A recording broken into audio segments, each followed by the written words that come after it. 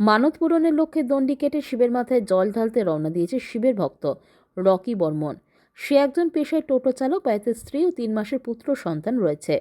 গত 8 মাস আগে সে শিবের কাছে মানত করেছিল যে তার ছেলে সন্তান হলে সে দণ্ডি কেটে শিবের মাথায় জল ঢালতে যাবে।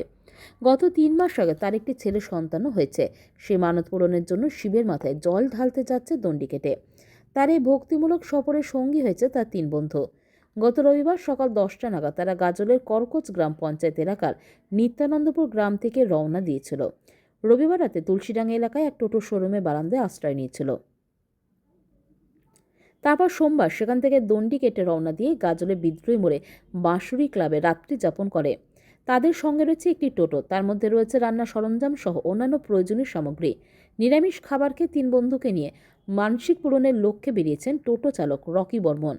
আজ গাজল শহরের মধ্য দিয়ে যখন দণ্ডিতে যাচ্ছিল, ভক্ত রকি সাধারণ পাবলিকের ভিড় দুই ধারে ছিল চোখে পড়ার মতন। কেউ বা আর্থিক সাহায্য, কেউ বা আবার প্রণাম করে পানীয় জল, কিছু খাবার দিয়ে সাহায্য করছে তাদের। আগামী রবিবার রয়েছে শিবরাত্রি উপলক্ষে শিব পুজো। সে শিব পুজোর দিনই পৌঁছে নদীতে স্নান করে শিবের মাথায় জল ঢালবে টোটো চালক রকি বর্মন। তারপরেই তার মানত পূরণ হবে। কি আছে ওটার জন্য? কি মানত করেছো? মানবটা তো বলা যাবে না ওটা। আচ্ছা, বলা যাবে না। আচ্ছা, কবে রওনা দিচ্ছ? রবিবারে। রবিবার। কোথায় যাচ্ছ? হালাল। আলাল। উদ্দেশ্য কি?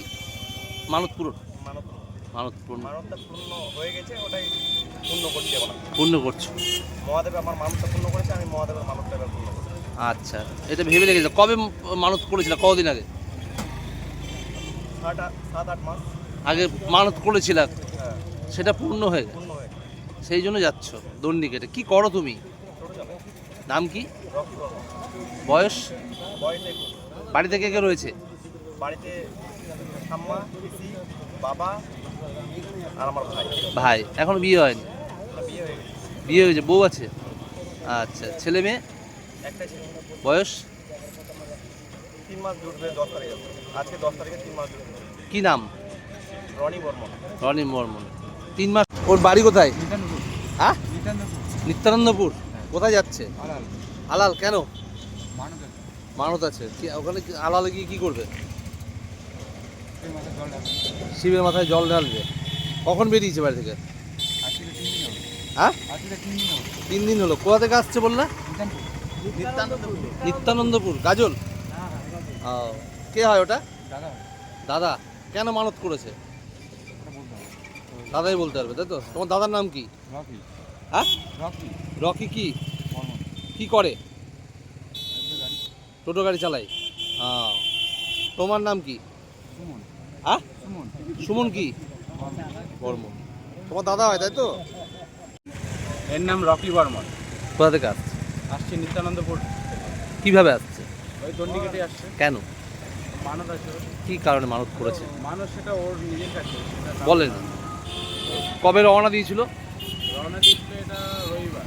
রবিবার। আজকে নিয়ে 3 দিন হচ্ছে। আজকে 3 দিন। যাচ্ছে কোথায়? যাচ্ছে আলালে। আলালে। কেন? আলালে গিয়ে কি করবে? আলালে গিয়ে জল ঢালবে, সেটাই মানত আছে। এটাই মানত আছে। দণ্ডি কেটে যাবে এবং ওর নাম কি বললে? রকি বর্মন। কি করে? ও টোটো চালায়। টোটো চালায়। কবে রওনা দিয়েছিল বললে? রবিবার। রবিবার। ও, এই যে আসছে, রাস্তায় কোনো সুবিধা কোথায় ছিল রাত্রে? রাত্রে ছিলাম বলতে প্রথম রাতে যেটা ছিল সেটা তুলসীডাঙ্গার ওখানে একটা টোটো শোরুমে ছিল। আচ্ছা।